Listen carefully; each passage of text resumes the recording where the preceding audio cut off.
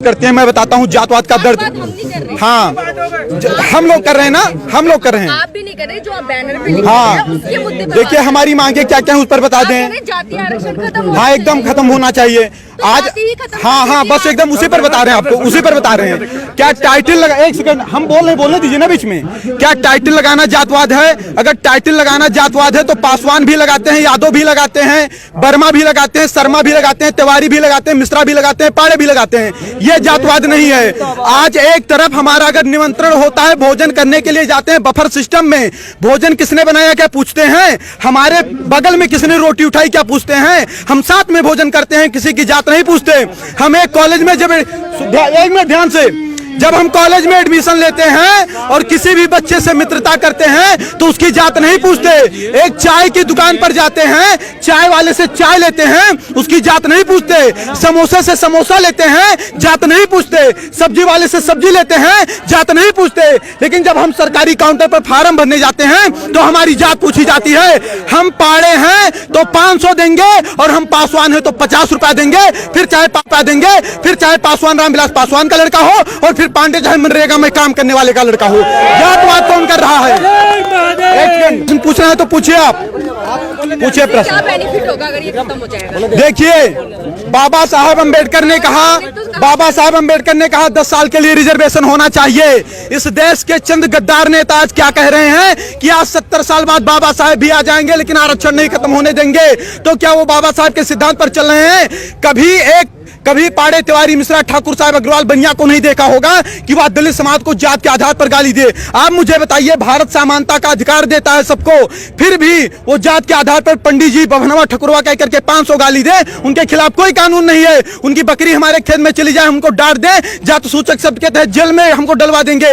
ये हमारे साथ अन्याय है या न्याय है? अन्याय हमारे साथ कौन कर रहा है? आज कानून बनाए जाते हैं कि किसी दलित लड़की का आप गलत दृष्टि से पीछा करते हैं, किसी दलित लड़की का आप गलत दृष्टि से पीछा करते हैं तो आपके ऊपर कम से कम 1 लाख रुपए जुर्माना लगेगा, आपके ऊपर हर्जन एक्ट भी लगेगा। लड़की सामने जा रही है, हमें क्या पता कि वो दलित है कि सवर्ण है। दूसरी बात, अगर कोई सवर्ण लड़की का गलत दृष्टि से पीछा करता तो उसके खिलाफ ऐसा कानून क्यों नहीं होना चाहिए?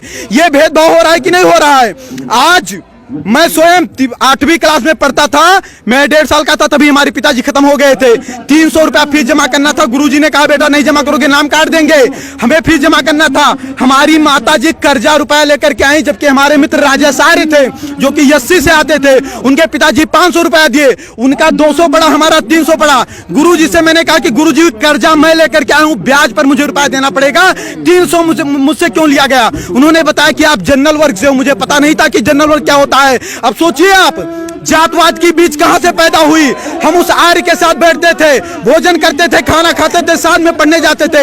हमने जातवाद नहीं किया, लेकिन हम पाड़े थे इसलिए 300 रुपया लिया गया, हम ब्याज पर लेकर आए थे, भुखमरी के कगार पर थे, ये हमसे नहीं पूछा गया। जात के आधार पर तो शोषण हमारा हो रहा है 70 साल। आप बताइए, एक छोटी सी बात बताइएगा, भारत का संविधान कहता है, वहां देख के बोलो ना, भारत का संविधान कहता है कि अगर किसी का बाप 302 करेगा तो उसकी सजा उसके बाप को मिलेगी, बेटे को नहीं मिलेगी। सही कह रहा हूं, गलत कह रहा हूं? अगर मैं किसी का मर्डर करता हूं तो उसकी सजा मेरे भाई को मिलेगी या मुझे मिलेगी?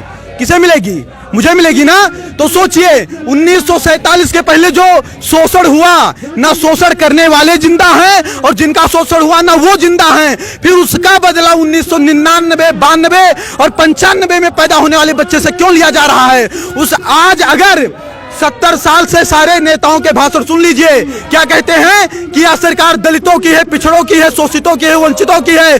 फिर भी 70 साल से दलित दलित है, शोषित शोषित है, वंचित वंचित है। तो इसका जिम्मेदार सरकार है कि सवर्ण है? इसका जिम्मेदार संविधान है कि सवर्ण है? सवर्ण के ऊपर कैसे आरोप लगाया जा सकता है?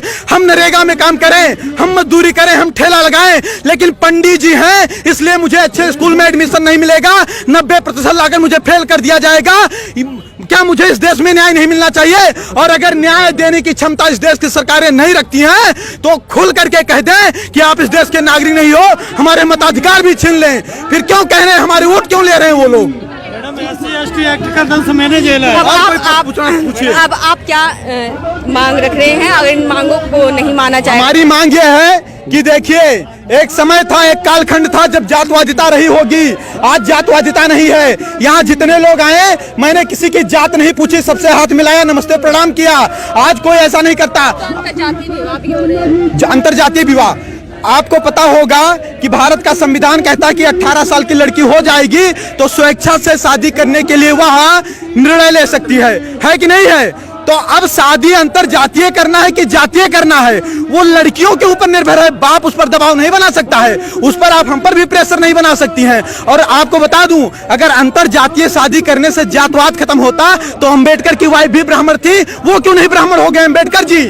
वो दलित के दलित क्यों रह गए? रामविलास पासवान ब्राह्मण क्यों नहीं हो गए? वो दलित के दलित क्यों हैं? ये चंद लोग मलाई काट रहे हैं। आज गांव का गरीब दलित गोबर और मिट्टी में पड़ा है और दलित का मुद्दा उठाने वाले लोग मर्सिडीज से चल रहे हैं। उसके बाद उनका शोषण वो करते हैं। 22.5% दलितों का रिजर्वेशन, क्या उसमें कोई सबर जा सकता है? नहीं जा सकता। उसका लाभ कौन ले रहा है? दलित ही तो ले रहा है। अगर कहीं पर आरक्षित सीट आती है तो वहां चुनाव कौन लड़ेगा? दलित ही तो लड़ेगा, सबर तो लड़ नहीं पाएगा। फिर उनका अधिकार कौन खा रहा है? 56,000 करोड़ अनुसूचित जात के लिए और 39,000 करोड़ अनुसूचित जनजात के लिए ये जात के आधार पर बजट है। अगर जात के आधार पर ये बजट आए तो उन्हीं के जात के लोग खाए कि हम लोग खा लिए। फिर आरोप हमारे ऊपर कैसे लगाया जा रहा है कि हम उनका शोषण कर रहे हैं? ठीक है, और कोई बात हो तो बताइए। हम ये बताना चाहते हैं, देखिए हमारी सरकार से, देखिए हम इस देश के नागरिक हैं। हमने कभी तोड़ फोड़ नहीं किया, हमने कभी किसी का विरोध नहीं किया। हमने, एक सेकंड बोलने नहीं दीजिए ना, 1 मिनट रुक जाइए, 1 मिनट रुक जाइए, कुछ बोलने दीजिए ना।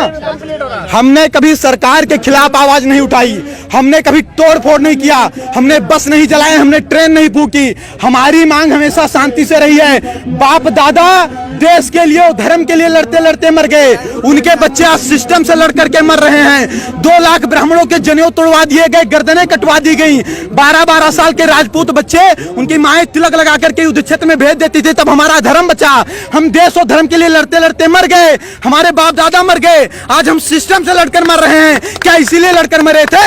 हमारी मांग है कि राष्ट्रीय स्वर्ण आयोग का गठन हो, सभी में गरीबी होती है, जात के आधार पर आरक्षण न होकर आर्थिक आधार पर दीजिए, और SC/ST एक्ट में जांच की व्यवस्था हो। क्योंकि अगर हमें अधिकार नहीं है जात सूचक शब्द के तहत किसी दलित को गाली देने की, तो किसी दलित को भी अधिकार नहीं होना चाहिए कि जात सूचक शब्द के तहत हमें गाली दें। बार बार कहते हैं 5000 वर्ष से शोषण किए हो, तुम यूरेशिया से आए हो, यूरेशिया चले जाओ। क्या इनके बाप का देश है? अगर इनके बाप का देश है तो मंगल पांडे जब गोली चला रहे थे तब कहां चले गए थे लोग?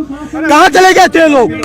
सपोर्ट कर दिया, आना नहीं पड़ता यहाँ। और कोई बात होगी तो बताइएगा, हम अपने मुद्दे पर तटस्थ हैं, और अगर कहीं किसी को समस्या होगी तुरंत बताइए। तो आपने देखा यहाँ पर जो है आरक्षण जो है जातिगत आरक्षण नहीं होना चाहिए, यहाँ पे मांग की जा रही है। नई दिल्ली के जंतर मंतर पर तमाम लोग आकर के यही कह रहे हैं कि जातिगत आरक्षण नहीं होना चाहिए, और SC/ST एक्ट जो लगाया गया है, जो बनाया गया है, इसमें सुधार होना चाहिए।